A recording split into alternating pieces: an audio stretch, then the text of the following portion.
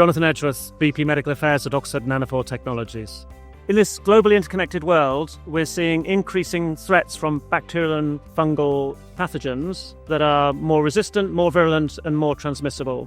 I mean, for example, antimicrobial resistance in 2019, there were over 1 million deaths globally, particularly in low middle income countries. And that's replicated across many different infections, whether it's TB, malaria, or multi-drug resistant organisms in hospitals, particularly the intensive care units. I'm Patrick Harkins, Head of Strategy at Cepheid.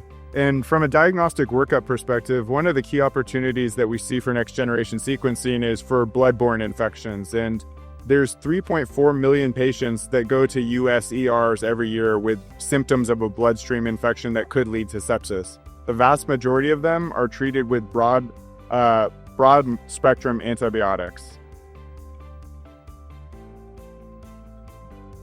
Sequencing for infectious diseases hasn't really taken hold yet, and there's a number of things that have been limiting it.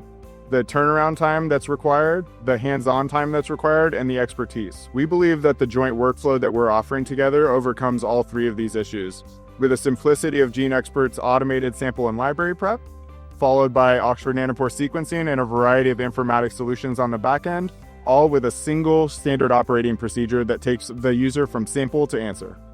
So the consequence is currently that most laboratories have to think very carefully about which bugs they're going to send for sequencing and package them and send them off to reference labs. So this introduces days, if not weeks of delay before they get back the information that they need to make timely decisions on patients. Whereas having this simple end-to-end workflow in your ordinary routine clinical laboratory will give those laboratories access to that much-needed pathogen genomic information in real time. It was a really successful proof of concept. We've been working on it with the Oxford Nanopore technical team and the Cepheid technical team over the last 12 months or so. And what we've demonstrated is the ability to do sample and library prep automated on the GeneXpert platform, followed by sequencing on Oxford Nanopore. And it's been really great working with the Oxford team. Just a really collegial relationship. It's been really positive. So labs get asked to investigate suspected outbreaks, but currently they have to package those isolates and send them to reference laboratories. They don't get the results back for 1 or 2 weeks. And in the meantime, the outbreaks can be continuing to spread and invasive infections occurring.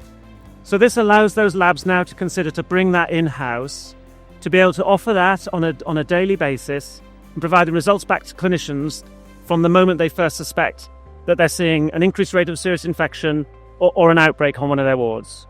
Well, it decreases the hands-on time that's required, the skill that's required, and the overall turnaround time for the workflow. So we think this really unlocks sequencing for labs that have not been able to do it previously due to the complexity of the workflow.